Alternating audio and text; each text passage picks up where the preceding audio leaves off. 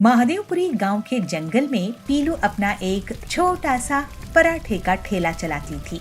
वो बहुत गरीब थी और उसका पति बंटी कबूतर फर्नीचर रिपेयरिंग का काम करता था।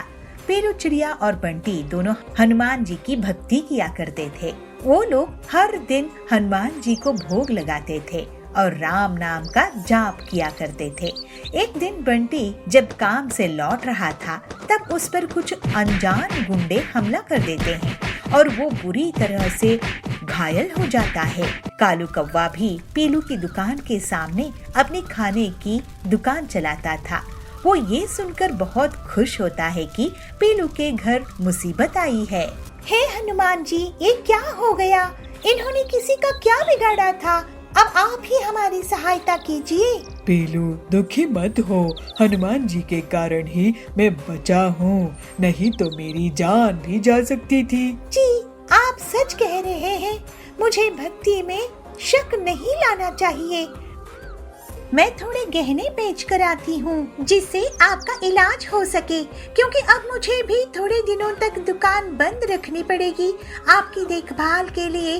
तो गहने बेचने से कुछ पैसे घर के काम भी आ जाएंगे। मैं तुम्हारे लिए और गहने बनवा दूंगा पीलू, मुझे बहुत बुरा लग रहा है। आप किसी बात की फिक्र मत कीजिए, हनुमान जी हमारे साथ है, बस यही काफी है। पीलू गहने बेचने के लिए जाती है, लेकिन बीच रास्ते में उसको वही अनजान लुटेरे मिलते हैं और उसे गहने लूट लेते हैं। पीलू उदास मन से एक पेड़ के नीचे रोने लगती है। तभी वहाँ एक साधु आते हैं। बेटे, क्या हुआ? क्यों रो रही है? पीलू उन्हें पूरी बात बताती है कि उसके घर के कैसे हालात है। रो मत, तुम तो राम का नाम जपने वाली हो। मुझे राम नाम जपने वाले बहुत प्रिय है। ये लो, एक कढ़ाई, इसमें तुम खाना पकाओ और अपनी दुकान में बेचो। इससे तुम्हारी मुश्किलें दूर हो जाएंगी। पीलू उस कढ़ाई को ले लेती है और घर जाकर बंटी से पूरी बात कहती है। फिर वो कढ़ाई में खाना बनाकर सबसे पहले हनुमान जी को भोग लगाती है। ये तो हमारे घर बहुत बड़ी मुसीबत आ गई है पीलू। वैसे भी हमारा खर्चा बड़ी मुश्किल से चलता था, अब तो ऊपर से गहने भी लुट गए। लेकिन अच्छा हुआ कि साधु महाराज मिल गए। हो सकता है उन्हीं के आशीर्वाद और हनुमान जी की कृपा से सब ठीक हो जाए। मुझे पूरा विश्वास है जी। फिर पीलू उस कढ़ाई में अपनी दुकान में सब्जी बनाना शुरू कर देती है, जिसको खाकर सभी उसकी बहुत तारीफ करते हैं। और उस कढ़ाई से सब्जी तब तक खत्म नहीं होती जब तक कि सभी ग्राहक खा नहीं लेते थे। पीलू ये देखकर हनुमान जी को और उस साधु बाबा को याद करती है।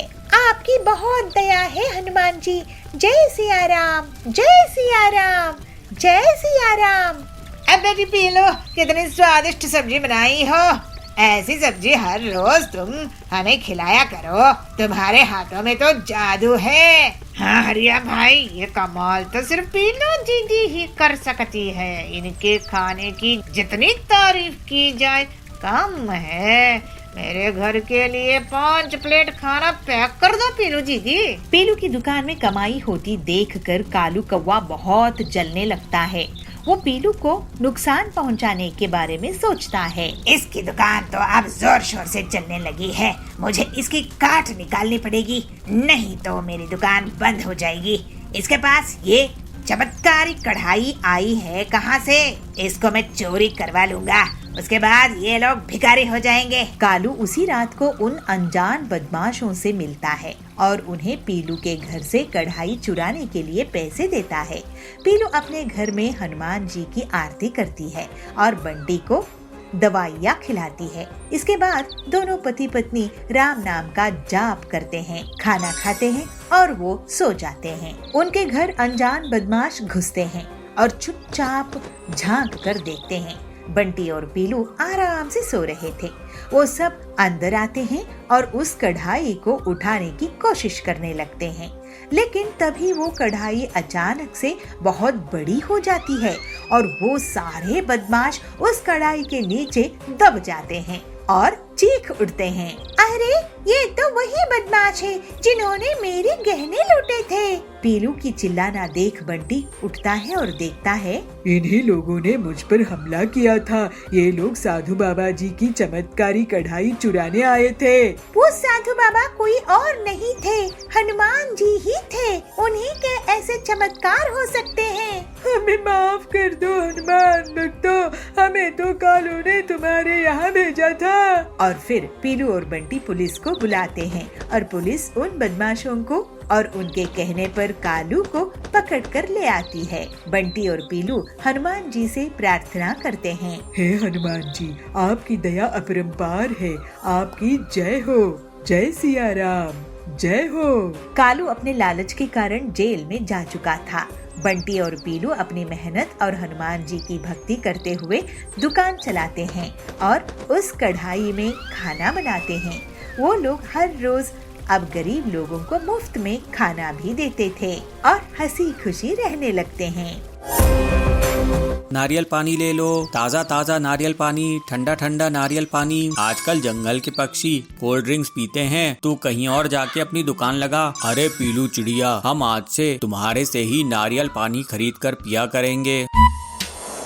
बबलू कबूतर नारियल पानी बेचकर अपने परिवार का गुजारा किया करता था। वो सुबह सुबह नारियल पानी बेचने के लिए अपने घर से निकल जाया करता था। नारियल पानी ले लो, ठंडा ठंडा नारियल पानी ले लो, नारियल पानी ताज़ा ताज़ा नारियल पानी। अरे ओ नारियल पानी वाले भैया, जरा इधर आना। ये लो भैया, ये ताज़ा ताज़ा नारियल पानी पियो। इस तरह बबलू दिन भर घूम घूम कर नारियल पानी बेचा करता था। शाम को बबलू घर वापस आकर अपनी पत्नी पीलू को पैसे देता है। ये ले पीलू, आज की कमाई, इसमें से आधे पैसे तू अलग जमा करके रख ले, अपने बेटे की पढ़ाई के काम आएंगे। पीलू उससे कहती है, सुनिए जी, आप अपनी तबीयत का भी ख्याल रखा कीजिए। आजकल आपकी तबीयत ठीक नहीं रहती है। अरे क्या करूं पीलू, मुझे तो दिन भर मेहनत करना ही पड़ेगा ना, आखिर अपने बच्चे के भविष्य का सवाल है। इस तरह उनके दिन बीत रहे थे। एक दिन बबलू जब नारियल पानी बेच रहा होता है तो उस पर बाज हमला कर देता है। उस बाज का शिकार बन जाता है।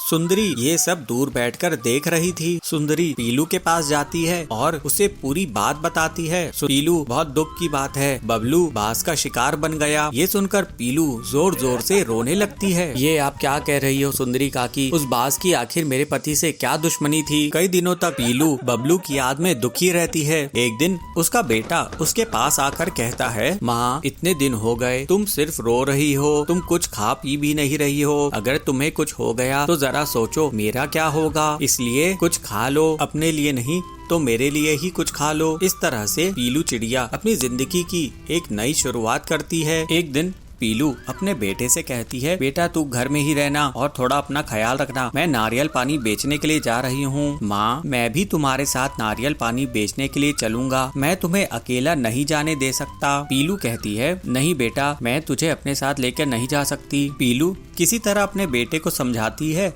और फिर नारियल पानी बेचने के लिए निकल जाती है। पीलू नदी के किनारे नारियल पानी बेचने लग जाती है। नारियल पानी ले लो, ताज़ा ताज़ा नारियल पानी, ठंडा ठंडा नारियल पानी। पीलू की दुकान के बगल में कालू कौवे की दुकान रहती है।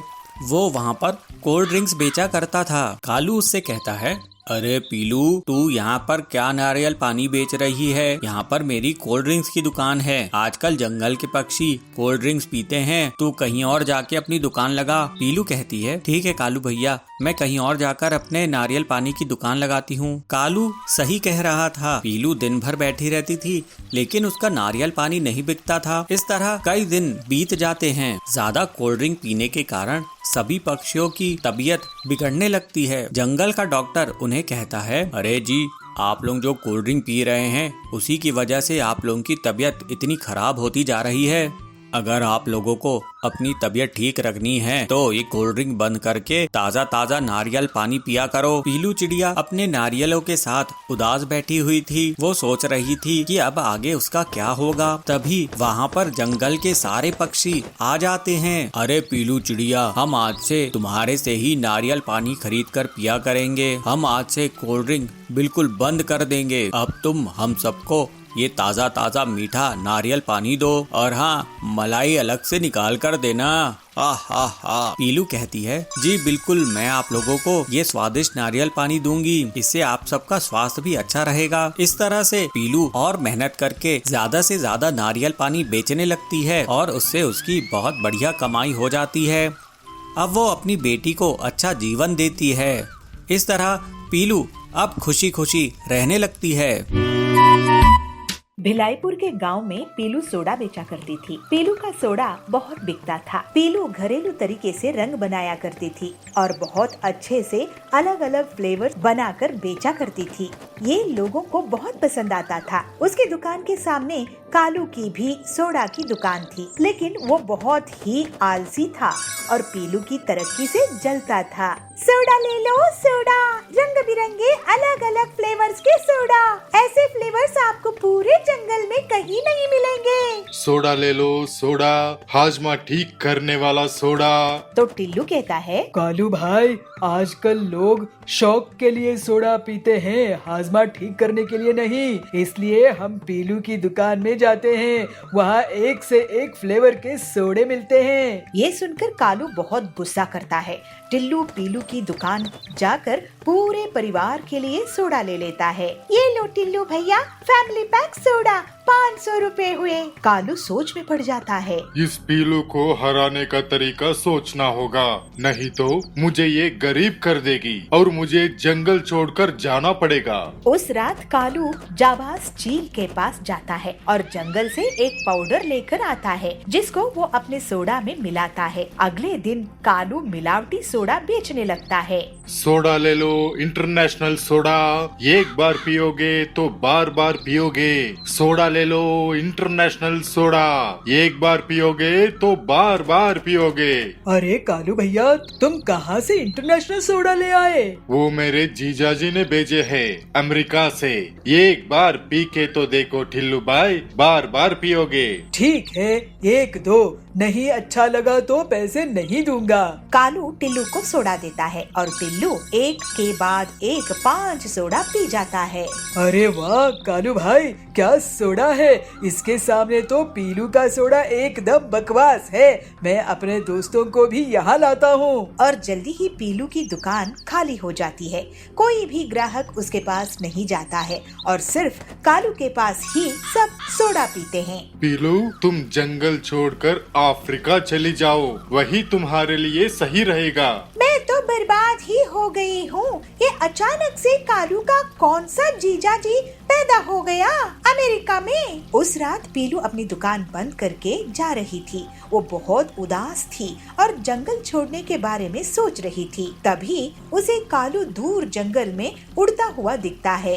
अरे कालू इतनी रात में गहरे जंगल में कहाँ जा रहा है? इसका पीछा करती हूँ। और पीलू जाबाज के साथ उसके सौदे को होता हुआ देख लेती है। पीलू अपने मोबाइल में सब रिकॉर्ड कर लेती है और फिर कालू को वो पाउडर घर में सोडा में मिलाते हुए भी रिकॉर्ड कर लेती है।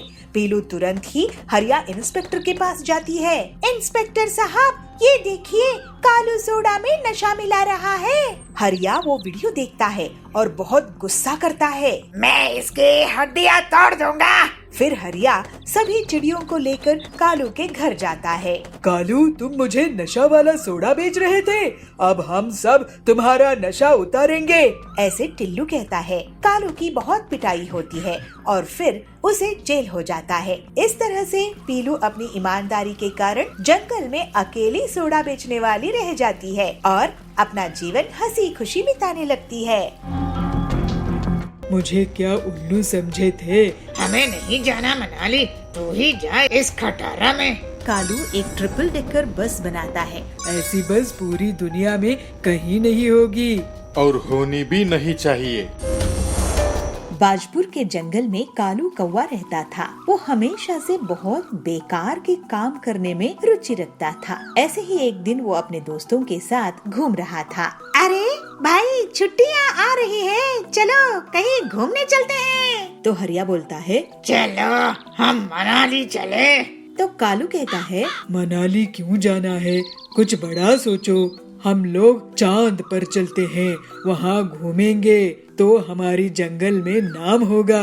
मनाली तो हर कोई जाता रहता है। नहीं भाई, मुझे तो मनाली ही जाना है। रॉकेट का पैसा कहाँ से लाएंगे? ये कहकर कालू के दोनों दोस्त उसकी हंसी उड़ाते हैं। अच्छा ठीक है, लेकिन मेरे स्कूटर में चलेंगे। ट्रिपल सवारी?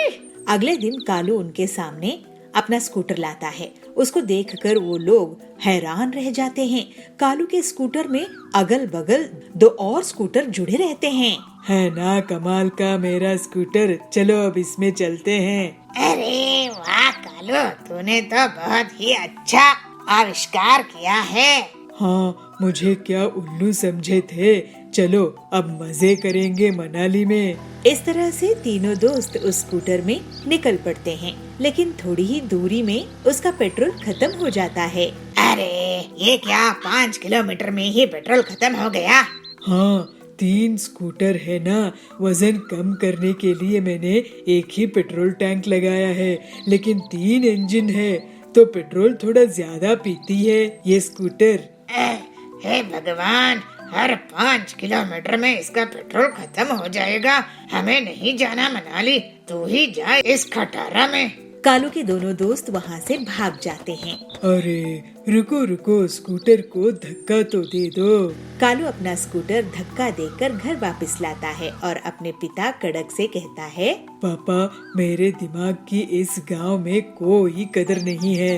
बेटा तू कहीं नौकरी कर, तू बहुत ही बेकार की चीज बनाता है जो मुसीबत ज्यादा करती है, समाधान नहीं। मतलब तू काम ज्यादा बिगाड़ता है। लोगों के काम आएगा तो लोग तुझे पसंद करेंगे। कालू सोच में पड़ जाता है कि वो लोगों की नजर में कैसे उठे।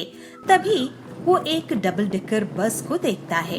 पूरी बस भरी हुई थी और फिर भी लोग उसमें चढ़ रहे थे। अब मैं ऐसी बस बनाऊंगा कि लोगों की तकलीफ हमेशा के लिए दूर हो जाएगी। इसके बाद कालू एक ट्रिपल डेकर बस बनाता है और बड़े शान से निकलता है, लेकिन उसकी बस इतनी ऊंची होती है कि वो फोन के केबल, टीवी केबल और बिजली के तारों को तोड़ते हुए निकलती है। पूरे गांव में बिजली चली जाती है, फोन्स बंद हो जाते हैं। देखिए पिताजी, मैंने क्या नायाब चीज बनाई है, ट्रिपल डेकर बस। ऐसी बस पूरी दुनिया में कहीं नहीं होगी और होनी भी नहीं चाहिए। अरे उल्लू कहीं का, तूने पूरे गांव की बिजली गोल कर दिया है, सारे तार तोड़ दिए। नालायक, अब तुझे सिर्फ पिटाई ही ठीक कर सकती है। ऐसा कहकर कड़क कालू की पिटाई कर देता है। इसके बाद से कालू अपनी उटपटांग हरकतों को बंद कर देता है। फिर कालू पूरे गांव के बिजली के तार को रिपेयर करता है। इस तरह से कालू धीरे धीरे सुधर जाता है और सही चीजें करने की आदत डाल लेता है। फिर कालू का सभी लोग मजाक उड़ाना बंद कर देते हैं।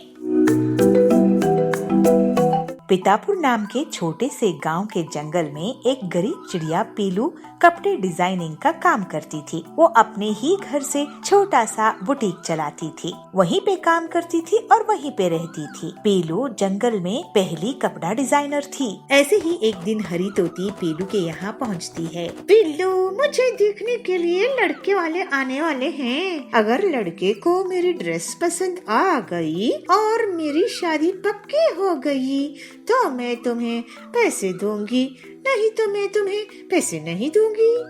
लेकिन आप लड़के को पसंद आओगी कि नहीं, इसका मेरी ड्रेस से क्या लेना देना। बस मैंने कह दिया तो ये दिया, तुम मुझे ड्रेस दिखाओ। पीलू फिर दुखी मन से उसको ड्रेस दिखाती है और एक ड्रेस लेकर हरी तोती वहाँ से चली जाती है। ऐसे कैसे चलेगा, कोई मुझे पैसे ही नहीं देता है। यहाँ के लोग कब समझेंगे कि मैं एक बुटीक चलाती हूँ, फुटपाथ के कपड़े नहीं बेचती हूँ। हरी तोती को देखने के लिए लड़के वाले आते हैं। आपकी ड्रेस तो बहुत ही अच्छी है, लगता है किसी प्रीमियम बुटीक से ली है। आपको ये कलर भी बहुत सूट कर रहा है। लड़के की बात सुनकर हरी बहुत खुश होती है और उसका रिश्ता पक्का हो जाता है। उसके बाद वो पीलू के पास जाती है। पीलू जी, मेरी ड्रेस मेरे होने वाले पति को बहुत पसंद आई। तुम्हारा बहुत बहुत शुक्रिया, मैं इसकी पेमेंट करने के लिए आई हूँ। आपको बहुत बधाई हो हरी। और धन्यवाद कि आप मुझे पूरे पैसे देने के लिए आई हैं। इसके बाद पीलू बहुत सी और पक्षियों को ड्रेसेस देने लगी और सभी उसे थोड़े बहुत पैसे देने लगे। ऐसे ही कुछ दिन बीत जाते हैं। पीलू सोच में रहती है, पता नहीं कितने दिन और लगेंगे मेरी बुटीक को जमाने में। जो भी आती है मेरी तारीफ करती है, कपड़े की तारीफ करती है, लेकिन कोई भी पूरे पैसे नहीं देते हैं। फिर एक दिन एक फिल्म की शूटिंग के लिए जंगल में हीरोइन आती है। साथ ही डायरेक्टर और प्रोड्यूसर भी रहते हैं। शूटिंग के दिन उसकी ड्रेस में कॉफी गिर जाता है। वो बहुत नाराज हो जाती है। अरे ये ड्रेस खराब हो गई है, यहाँ आते ही अपशगुन हो गया है। कोई होगा क्या जो मेरी ड्रेस नहीं लाकर दे दे? क्या यहाँ पर कोई डिजाइनर बुटीक है? मैडम, इस गांव के जंगल में कौन सा बुटीक होगा? तभी वहाँ शूटिंग देखने आई पीलू हीरोइन को आवाज देकर कहती है, हीरोइन जी, मैं आपकी बहुत बड़ी फैन हूँ। मेरे यहाँ पर डिजाइनर बुटीक है, आप मेरे यहाँ चलिए, मैं आपके लिए बेहतरीन ड्रेस बनाऊंगी। फिर हीरोइन पीलू के बुटीक में जाती है और बहुत से ड्रेस ट्राई करती है। उसे 3 ड्रेसेस पसंद आते हैं। पीलू, लगता है मैं तुम्हारी दुकान में अगर और रुकी तो पूरी दुकान ही खरीद लूंगी। तुम कमाल की ड्रेस डिजाइनर हो। अच्छा सुनो, मैं शूटिंग के लिए जा रही हूँ, मैं तुमसे बाद में मिलूंगी। ये लो पैसे। नहीं मैडम, आप मेरे यहाँ आई है, आपको ये ड्रेसेस मेरी तरफ से गिफ्ट। फिर पीलू हीरोइन से पैसे नहीं लेती है, लेकिन हीरोइन अपनी शूट खत्म करके वापस आती है। पीलू, तुमको इस बुटीक से कितना कमाई हो जाता है इस गांव के जंगल में? यही कोई 5-10 हजार रुपए, ज्यादा नहीं मिलते हैं। अरे तुम जैसी टैलेंटेड ड्रेस डिजाइनर को इतनी कम इनकम? तुम मेरे साथ चलो, मैं तुम्हें महीने का 2 लाख रुपए दिलवा दूंगी। दूसरी हीरोइंस और अमीर बिजनेस घराने की लेडीज के लिए तुम ड्रेसेस डिजाइन करना, तुम बहुत जल्द ही करोड़पति बन जाओगी। पीलू ये सुनकर बहुत खुश होती है और अपने टैलेंट और मेहनत से वो बहुत जल्द ही बहुत तरक्की करती है और अब उसके पास बहुत सारी हीरोइंस का और अमीर घरानों की औरतों का ऑर्डर रहता है। पीलू बहुत अमीर हो जाती है, लेकिन उसे अपने गरीबी के दिन याद रहते हैं। वो हर हफ्ते गरीबों को मुफ्त में कपड़े दान दे देती थी। इस तरह से पीलू हंसी खुशी रहने लगती है। एक जंगल में पीलू चिड़िया अपने पति बबलू के साथ रहा करती थी। ऐसे ही एक बार गर्मी के मौसम में पीलू को 2 अंडे होते हैं। दोनों पति पत्नी उन अंडों का बहुत अच्छे से ख्याल रखते हैं। एक बार पीलू अपने पति से कहती है, सुनिए बहुत गर्मी बढ़ रही है, हम लोग ने तो कैसे भी घास फूस के इस घोंसले में अपना जीवन काट लिया। हम तो गर्मी सह लेते हैं, लेकिन इन अंडों का क्या होगा? इतनी गर्मी में हमें अपने बच्चों का ख्याल रखना चाहिए, हमारे बच्चों को गर्मी नहीं सताए, इसके लिए हमें कुछ उपाय करना चाहिए। बबलू कहता है, तुम ठीक कह रही हो पीलू, लेकिन मुझे समझ नहीं आ रहा है कि इस बार इतनी गर्मी से बचने के लिए मैं क्या करूं, लेकिन फिर भी मैं कुछ ना कुछ उपाय जरूर करूंगा। तुम चिंता मत करो, लेकिन अगर तुम्हें कुछ ख्याल आए तो मुझे जरूर बताना। इस तरह दोनों गर्मी में अपने बच्चों को लेकर परेशान थे। वे नहीं चाहते थे कि उनके बच्चों को कोई भी परेशानी हो। ऐसे ही कुछ दिन बीत जाते हैं और फिर उन अंडों से 2 बच्चे बाहर आते हैं। पीलू और बबलू अपने बच्चों को देखकर बहुत खुश थे। अरे पीलू, ये तो बहुत सुंदर सुंदर बच्चे हैं, ये देखो, ये तो बिल्कुल तुम पर गया है। एक बार बबलू भोजन की तलाश में जा रहा था, तभी उसे एक तालाब दिखाई देता है। बबलू वहाँ जाकर थोड़ी देर बैठ जाता है। अरे वाह, यहाँ कितनी अच्छी ठंडी ठंडी हवा चल रही है, गर्मी का तो यहाँ पर नामो निशान नहीं है, मैं अभी जाकर पीलू को बताता हूँ। ऐसा सोचकर बबलू अपने घर की ओर चला जाता है। बबलू खुशी खुशी ये बात पीलू को बताता है। पीलू ये बात सुनकर बहुत खुश होती है। पीलू कहती है, ठीक है जी, मैं कल ही आपके साथ उस जगह को देखने चलूंगी। अगले दिन दोनों पति पत्नी उस तालाब की ओर चले जाते हैं। तालाब के पास पहुंचकर पीलू कहती है, आपने बिल्कुल ठीक कहा था जी, यहाँ पर तो बहुत ही ठंडक है। पीलू आसपास देखती है तो उसे एक मिट्टी का ढेर दिखाई देता है, जिसे देखकर वो खुश हो जाती है। अरे पीलू, मिट्टी देखकर क्यों खुश हो रही हो? अजी, आपको पता है क्या, मिट्टी का घर बहुत ठंडा रहता है। मैं इस मिट्टी से एक मटकी बनाऊंगी जिसके अंदर हम अपना घर बनाएंगे। उसकी बात सुनकर बबलू कहता है, वाह पीलू, तुम्हारे दिमाग का तो जवाब नहीं, ये बहुत अच्छा आइडिया है। फिर दोनों मिलकर मटके का घर बनाते हैं और अपने बच्चों के साथ मिलकर तालाब के किनारे रहने लगते हैं। एक तरफ पीलू अपने परिवार के साथ ठंडे मकान में रह रही थी। पूरे जंगल में सभी पक्षी गर्मी से परेशान थे। एक दिन कालू कौआ तालाब में पानी पीने के लिए जाता है। अरे ये क्या, ये पीलू तो मटके के घर में रह रही है। वो पीलू के घर के पास जाकर उसे आवाज लगाता है, पीलू, ओ पीलू बहन, जरा बाहर तो आना। अरे पीलू बहन, तुम तो बहुत चालाक निकली, यहाँ तालाब के किनारे मटके के घर में रह रही हो और मैं वहाँ बाहर गर्मी में रह रहा हूँ। पीलू बहन, मैं गर्मी से जल रहा हूँ, तुम मेरे लिए भी ऐसा ही मटका घर बना कर दो। अगर तुमने ऐसा नहीं किया तो मैं तुम्हारा मटका घर तोड़ दूंगा। पीलू ये सुनकर डर जाती है। कालू भैया, ये तुम कैसी बातें कर रहे हो? अगर आपको मटका का घर चाहिए तो आप खुद ही क्यों नहीं बना लेते हो? मेरे छोटे छोटे बच्चे हैं, मेरे पास इतना समय नहीं है कि मैं तुम्हारे लिए मटके का घर बना कर दूं। सुनो पिद्दी चिड़िया, तुम्हें पता है मैं कितना खतरनाक हूँ।